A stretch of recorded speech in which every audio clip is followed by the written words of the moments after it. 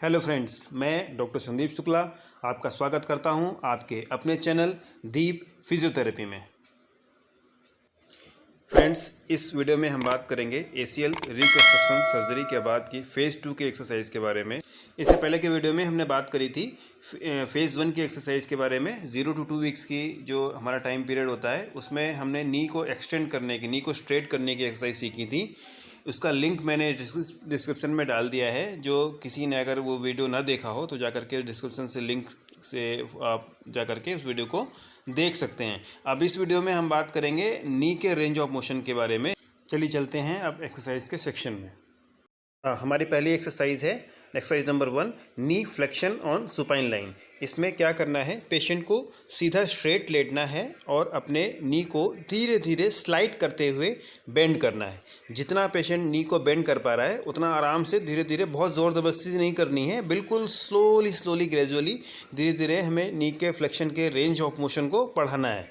इसमें हमने इससे पहले के वीडियो में हमने सारी नी एक्सटेंशन की एक्सरसाइज की थी। उसमें हमने नी का फ्लेक्शन नहीं किया था, किसी भी एक्सरसाइज में नी को बेंड नहीं किया था। अब इस जो 3 to 4 वीक्स का जो हमारा प्रोग्राम है इसमें हम लोग नी फ्लेक्शन की एक्सरसाइज सीखेंगे, सारी नी बेंडिंग एक्सरसाइज सीखेंगे। धीरे धीरे इस नी को ऊपर की तरफ मोड़ करके लाना है और फिर धीरे धीरे स्लाइड करते हुए नीचे ले जाना है।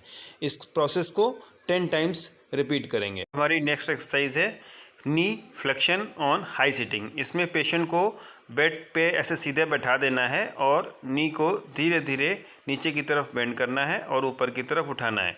एक बार पैर को नीचे की तरफ ले जाएंगे, फिर ऊपर उठाएंगे। इसमें भी नी के फ्लेक्शन और एक्सटेंशन पर जोर देना है।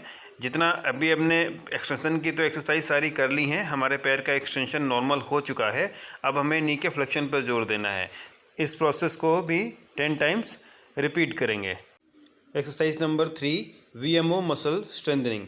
इसमें एक पैर को बेंड करना है और दूसरे पैर को बाहर की तरफ थोड़ा डेविएट करते हुए, लेटरली इसको डेविएट करते हुए सीधा ऊपर उठाना है।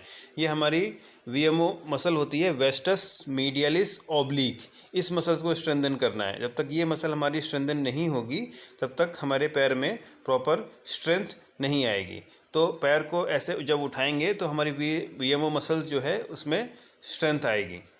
इसको प्रोसेस को 10 सेकेंड का होल्ड करते हुए 10 रिपीटिशंस में इसको रिपीट करना है। जब ये एक्सरसाइज कंप्लीट हो जाएगी तब पेशेंट को साइड चेंज करने को बोलना है। अब प्रोन लाइन में पेशेंट लेट जाएगा। अब ये exercise number 4, knee flexion on prone line position. इस प्रोन लाइन पोजीशन में धीरे धीरे ग्रेजुअली नी को बेंड करते हुए ऊपर की तरफ ले जाना है। मैक्सिमम इसमें नी बेंडिंग पर फोकस करना है क्योंकि अब हमारा जो एम है वो नी को बेंड करने का है। नी स्ट्रेट करने की एक्सरसाइज हम लोग ऑलरेडी कर चुके हैं। हमारे लिगामेंट में इतनी स्ट्रेंथ मेंटेन हो चुकी है।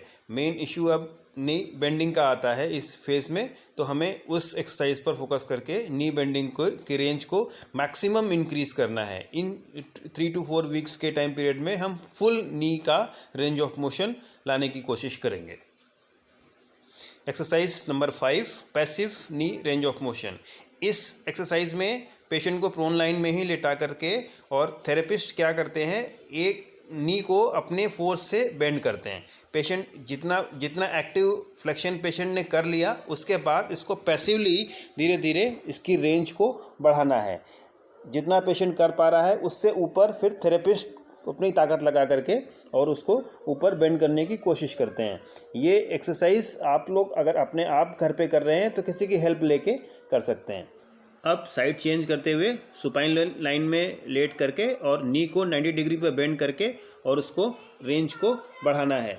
हमें इसको 120 डिग्री की रेंज तक लाना है 3rd वीक में, और 4th वीक में हमें इसको फुल रेंज तक, ऑन एन एवरेज जो रेंज होती है नी की 135 डिग्री तक, वहाँ तक लेके जाना है।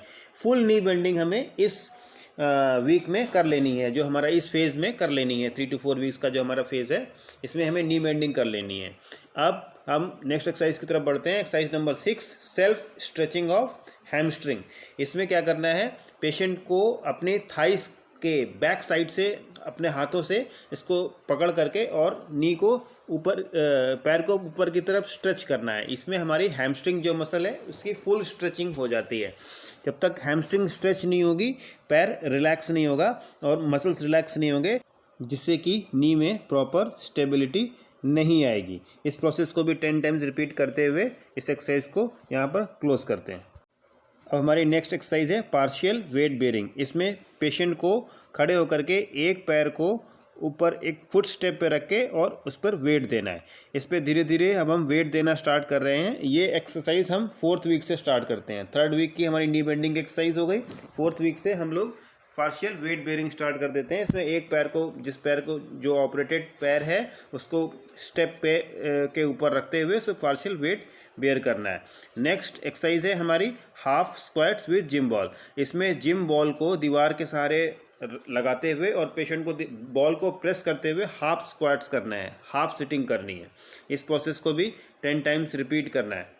जब ये एक्सरसाइज 10 टाइम्स हो जाएगी तो अब हमें बॉल के ऊपर बैठ करके और बॉल को प्रेस करते हुए रोल करते हुए आगे लाना है।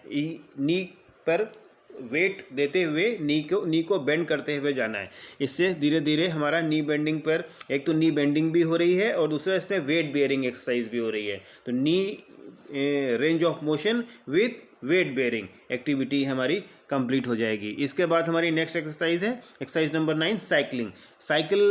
Cycling itself a very good exercise. Cycling करने से हमारा एक तो रिदम बनता है और फ्रिक्वेंटली इसमें नी का बेंडिंग होता है और रेंज ऑफ मोशन इम्प्रूव होता है। तो ये थी 2 to 4 वीक्स की एक्सरसाइजेस। अब नेक्स्ट एपिसोड में हम मिलेंगे 4 to 6 वीक्स की एक्सरसाइजेस को लेकर के। तब तक के लिए घर पे रहें, सुरक्षित रहें। जय हिंद, जय भारत।